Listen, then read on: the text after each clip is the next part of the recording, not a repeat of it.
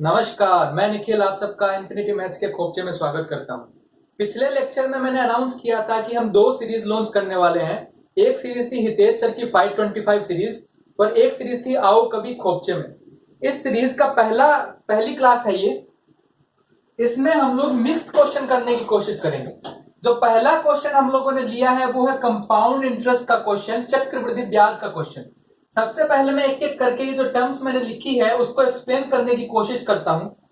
मान लीजिए मैंने विकास भाई को 1000 रुपए उधार दिए और मैंने कहा मैं सैकड़े पे, इसका मतलब 100 रुपए पे 10 रुपए ब्याज लूंगा एक साल के लिए।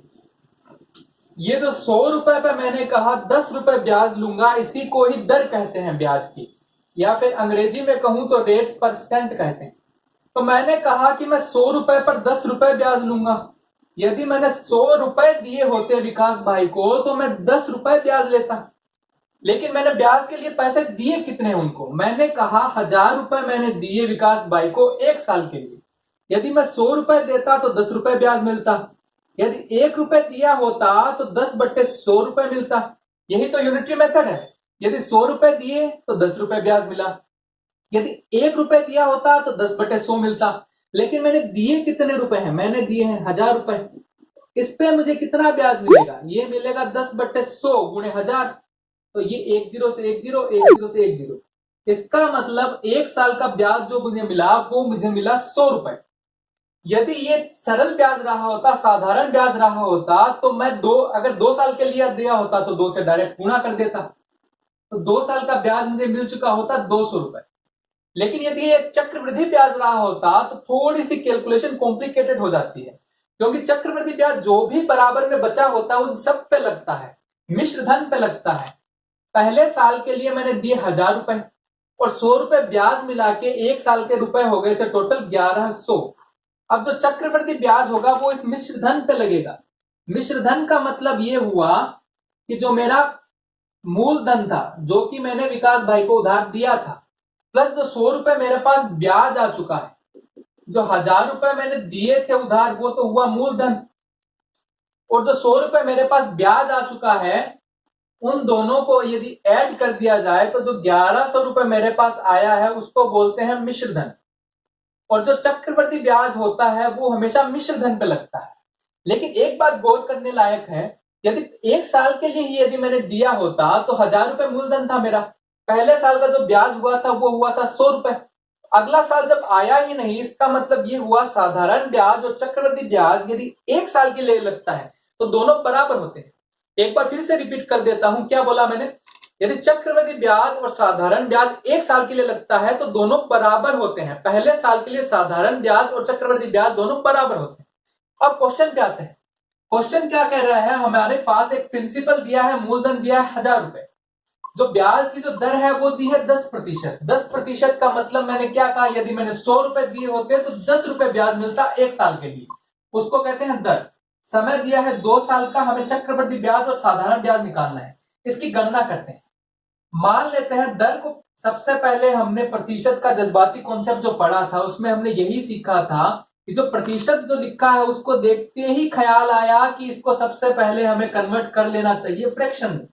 फ्रैक्शन में कन्वर्ट करने का तरीका प्रतिशत के चैप्टर में मैंने बताया था, ये 10/100, 1/100 से गुणा करते हैं, तो ये हुआ 1/10। अब हम मानेंगे कि हमारा प्रिंसिपल कितना है, हमें प्रिंसिपल दिया हुआ है। यदि नहीं दिया होता तो हम अज्यूम करते, तो मैं ये मान रहा हूं एक बार के लिए नहीं दिया हुआ है, 1/10 दिया है और 2 साल का टाइम है, तो मैं प्रिंसिपल को मानूंगा, मूलधन को मानूंगा 100 रुपए। ब्याज की जो दर है वो है 10%। 100 का 10% कितना हुआ, 10 रुपए। ये हुआ पहले साल का। अब चलते हैं, क्योंकि हमारे पास जो समय दिया है वो दिया है 2 साल का, तो दूसरे साल जो 10% का ब्याज यदि लगेगा तो वो भी होगा 10 रुपए। ये तो हमारा साधारण ब्याज हो गया, ये हमारा साधारण ब्याज हो गया 10 रुपए पहले साल का और 10 रुपए दूसरे साल का, ये टोटल मिला के हो गया 20 रुपए। अब सवाल में हमें 100 रुपए की वैल्यू कितनी दी हुई है, एक बार गणना कर लेते हैं। सवाल में ये हमारा ब्याज हो गया, ये हमारा साधारण ब्याज है, सिंपल इंटरेस्ट है। अब देखिए सवाल में हमें 100 रुपए की वैल्यू कितनी दी हुई है, 1000 रुपए।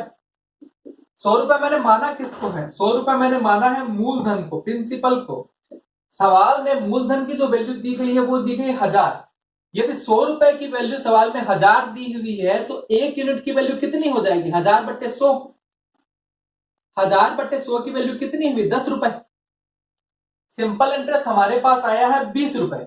यदि 1 यूनिट की वैल्यू ₹10 है तो 20 यूनिट की वैल्यू कितनी हो जाएगी? ₹200। इसका मतलब 2 साल का जो साधारण ब्याज होगा वो हो जाएगा ₹200। ये हमारी साधारण ब्याज की गणना होगी। यदि हमें चक्रवृद्धि ब्याज निकालना होता तो हम क्या करते? चक्रवृद्धि ब्याज मिश्र धन पे लगता है, मतलब मूलधन पे तो लगेगा ही लगेगा, इसके अलावा जो ब्याज हमें पहले साल का लगा था उस पे भी हमें ब्याज मिलेगा अगले साल। तो दूसरे साल, ये तो पहले साल का था, दूसरे साल यदि चक्रवृद्धि ब्याज की गणना करेंगे तो कैसे करेंगे? एक बार मैं इसको मिटो देता हूं और फिर से शुरू से बताने की कोशिश करता हूं। हमारे पास मूलधन दिया हुआ था ₹1000, ठीक। ये हमारे पास दिया हुआ है मूलधन। मैंने कहा था जो ब्याज की दर थी वो थी 10%। ये हमारे पास सवाल में दिया हुआ है। 1000 का 10% कितना होता है? ₹100। ये हमारे पास पहले साल का ब्याज हुआ। सिंपल इंटरेस्ट हम समझ चुके थे, चक्रवृद्धि ब्याज बता रहा हूं। अगले साल जो चक्रवृद्धि ब्याज जो होता है वो मिश्र धन पे लगता है। इसका मतलब ये हुआ मूलधन पे तो ब्याज लगेगा ही लगेगा, इसके अलावा जो 1 साल का ब्याज, जो पहले साल का जो ब्याज हमारे पास आ चुका है उस पर भी हमें ब्याज मिलेगा। ये मूलधन ₹1000 था, पहले साल 10% ₹100 मिला, अगले साल मूलधन पे 10% मिल जाएगा ₹100। इसके अलावा पहले साल का जो ब्याज था ₹100 उस पर भी हमें 10% मिलेगा। तो 100 का 10% कितना हुआ? ₹10। तो जो टोटल जो ब्याज हो गया, जो टोटल कंपाउंड इंटरेस्ट हो गया, चक्रवृद्धि ब्याज हो गया, वो कितना हुआ? पहले साल मिला ₹100 और दूसरे साल 100 + 10 ₹110। तो टोटल जो कंपाउंड इंटरेस्ट हो गया वो हो गया ₹210। तो सिंपल इंटरेस्ट हो गया वो हमने निकाला था पिछले में, एक बार फिर से बता देता हूं। ₹1000 मूलधन था, पहले साल ब्याज लगेगा मूलधन पे 10%, 1000 का 10% हुआ ₹100। दूसरे साल जो ब्याज मिलेगा वो भी मूलधन पर ही लगेगा, क्योंकि जो साधारण ब्याज होता है वो हमेशा मूलधन पर लगता है और जो चक्रवृद्धि ब्याज होता है वो मिश्र धन पर लगता है। मिश्र धन का मतलब ये हुआ कि मूलधन पर भी लगेगा और जो ब्याज मिल चुका है उस पर भी लगेगा, लेकिन साधारण ब्याज केवल मूलधन पर ही लगता है। तो 1000 का 10% पहले साल हुआ ₹100 और दूसरे साल 1000 का जो 10% वो भी ₹100। तो टोटल जो हमारे पास ब्याज आया, पहले साल का ₹100 और दूसरे साल का ₹100, तो टोटल ब्याज हमारे पास आया ₹200। इसका मतलब जो 2 साल के लिए चक्रवृद्धि ब्याज था वो ₹10 अधिक था साधारण ब्याज से, क्योंकि साधारण ब्याज तो केवल मूलधन पर लगता है और जो चक्रवृद्धि ब्याज होता है वो मूलधन के अतिरिक्त जो ब्याज हमारे पास आ चुका है उस पर भी लगता है, इसलिए ₹10 अधिक हमें मिलेंगे चक्रवृद्धि ब्याज। इसी क्रम में जो अगला सवाल हमने लिया है वो लिया है टाइम एंड वर्क का। रिंकिया किसी काम को 10 दिन में कर सकती है और उसके ही करने वाले पापा उसी काम को 20 दिन में कर सकते हैं। यदि रिंकिया और उसके पापा दोनों मिलकर उस काम को करने की कोशिश करते हैं तो कितने दिन में कर पाएंगे? सबसे पहले मैं वो मेथड बताता हूं जो कि हम स्कूल में पढ़ते हैं। स्कूल में हम कैसे करते हैं कि हमारे पास 10 दिन दिए हुए हैं एक काम को करने के लिए। हमने माना 10 दिन में रिंकिया करती है एक काम। यदि 10 दिन में रिंकिया एक काम करती है तो एक दिन में रिंकिया कितने काम करेगी? 1/10 काम। या जो एक दिन में जो काम किया जाता है उसी को हम बोलते हैं एफिशिएंसी, क्षमता।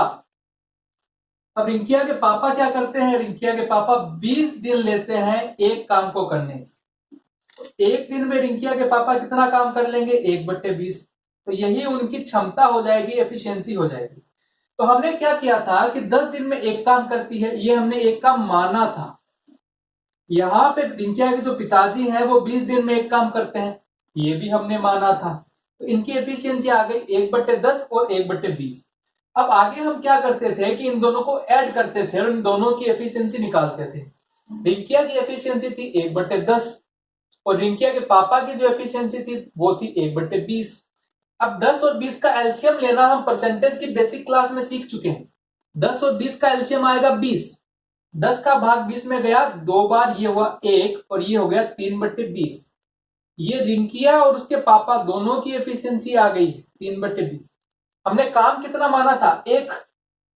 एक हमारे पास टोटल काम था और दोनों की जो मिली जुली एफिशिएंसी है वो है 3/20। तो जो समय है वो हमारे पास कितना आ जाएगा? 20/3 दिन। इसका मतलब ये हुआ रिंकिया और उसके पापा दोनों मिलकर उस काम को करते तो 20/3 दिन में कर देते। रिंकिया अकेले 10 दिन में करती है और ही करने वाले पापा 20 दिन में करते हैं और दोनों मिलकर उस काम को करते तो 20/3 दिन में कर देते। एक बार मैं इसको रब करता हूं, रब आपको बताता हूं। जो एक हमने काम माना था उसकी जगह हम आसान कैसे बना सकते हैं इस क्वेश्चन को, क्योंकि एक जो काम है वो भी हमने माना ही है। तो हम मान ही रहे हैं तो कुछ ऐसा मान ले कि जिससे हमारा सवाल थोड़ा सा आसान बन जाए। एक बार रब कर रहा हूं मैं इसको। तो मैं कह रहा था कि जो एक हमने माना था उसकी जगह कुछ आसान मानते हैं कि हमारी कैलकुलेशन थोड़ी सी आसान हो जाए। तो आसान क्या माना जाए? अभी दिखाता हूं आपको। रिंकिया काम को कर सकती है 10 दिन में और उसके पिताजी काम को करते हैं 20 दिन में। अब हम मानेंगे कि टोटल काम जो हमने एक माना था उसकी जगह हम 20 मानेंगे, क्योंकि 20 इसका एलसीएम होता है 10 और 20 का। इसका मतलब यदि यह एलसीएम है तो इसमें 10 का भी पूरा पूरा भाग जाएगा और 20 का भी पूरा पूरा भाग जाएगा। इससे जो हमारी एफिशिएंसी फ्रैक्शन में आ रही थी, भिन्न में आ रही थी, वो एफिशिएंसी हमारी पूर्ण संख्या में आ जाएगी। 10 का 20 में भाग गया 2 बार, तो रिंकिया की जो एफिशिएंसी आ गई वो हमारे पास आ गई 2। 20 का 20 में भाग गया 1 बार, तो ये जो हमारे पास एफिशिएंसी पिताजी की आ गई वो आ गई 1। तो दोनों की टोटल एफिशिएंसी कितनी आ गई? 2 + 1 = 3। टोटल काम हमारे पास कितना था? ये हमारे पास टोटल वर्क, टोटल काम हमारे पास 20 था, टोटल एफिशिएंसी हमारे पास 3 आ गई। कितने दिन हमें इन दोनों को मिलकर लगेंगे उसी काम को करने में? 20/3।